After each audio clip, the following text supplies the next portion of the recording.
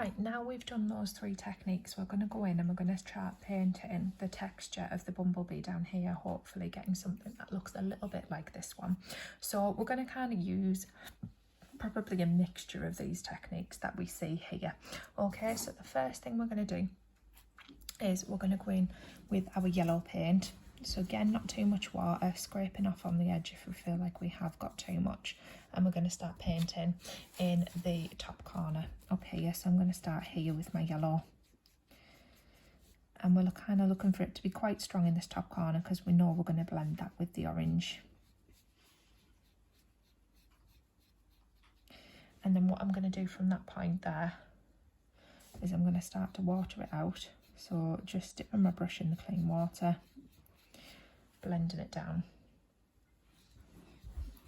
And I'm kind of missing that section in the middle because we can see a lighter highlight there. So I want to go through and paint the rest of the honeybee's bottom in with this lighter yellow colour before I deal with that section. So long sweeping strokes, nice and neat within the lines, going sweeping brush strokes at the edge. And then because I've left that, what I'm going to do now, again, just clean off my brush, just get clean water on, but not too much, give it a little scrape. And then I'm just going to circle my brush around the edge and just keep on applying clean water to that to just blend it out so that we don't have a sort of solid edge. It's sort of nicely blended. Okay, then once we've done that, what we're going to do is we're going to start working in with this orangey browny reddy colour. Okay, so I'm going to start at the top where it's quite strong, and because my yellow is still wet, you'll see straight away it starts to blend in. So I'm just going to keep on adding more in tiny little bits where I see it and where I think I need it. And then I'm kind of fading it out in these little lines. The reason I'm using these little lines is because this is the furry texture of the honeybee, and you can sort of see at the edge there as well, there's lots of little flicks that come out.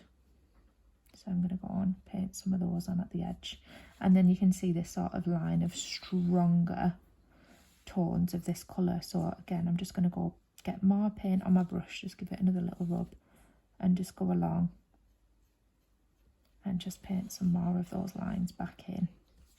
Then once I'm happy with that, I'm cleaning my brush off so I haven't got any more of that colour on, and I'm going to get some black. Okay, now again, I don't want this to be too watery, so I'm going to try and get a little bit of the water wiped off on the edge and start up here in the top corner where I can see it's really strong black. And then start using those little lines to push and fade it out to where it meets up with that browny colour. And then I'm just going to sort of build it up in layers. So now getting a little bit more black back on my brush.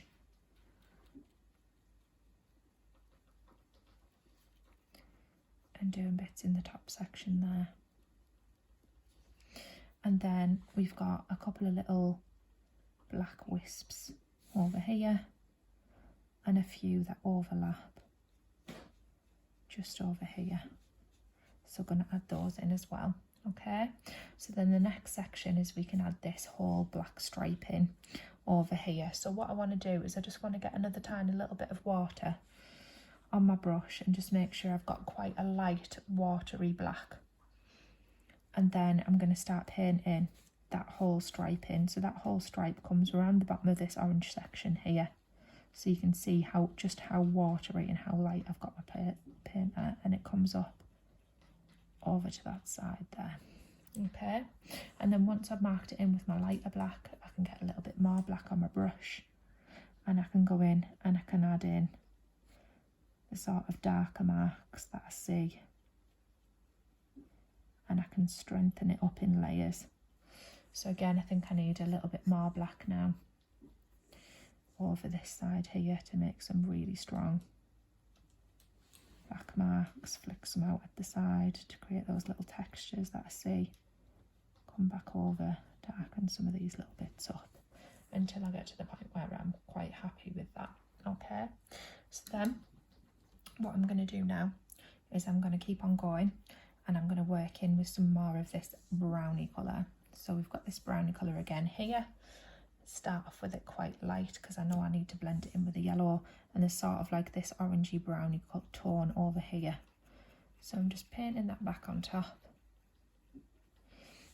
building it up until I think it looks about the right strength. If I think it's going too strong and it's not blending very well, I can bring some of the yellow back in just to mix it together, and then I can also get my paintbrush washed off, some clean water on my brush, and I can just use some of the clean water to fade and blend it out like that. Okay, and then again, once I'm happy with that, I now need to know I need to go back in with another layer of the watery black paint. So I'm going to go for that now. So I'll get a little watery black paint on my brush, and I'm going to go and paint this row of stripes in here. So just laying it out first, and then again getting a bit more black.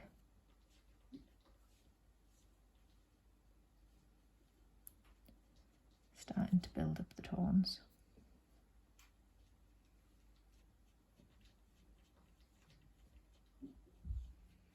To where the darkest over at that side.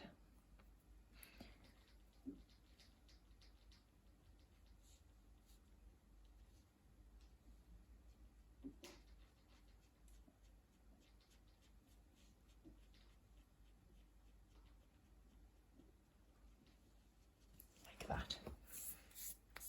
And then we're just going to keep on going in the same motion. So I'm just going to keep on working through, picking out where I see those orangey tones, picking out where I see the blacks going dark and light, and just doing my best to use the techniques that I've already learned to work them together. So what I'm going to do now that you've had that demonstration is I'm going to stop there, and I'm going to let you go and paint the rest of your bumblebee, and then once you've got that body done, then we're going to have a look at how to create the wing section.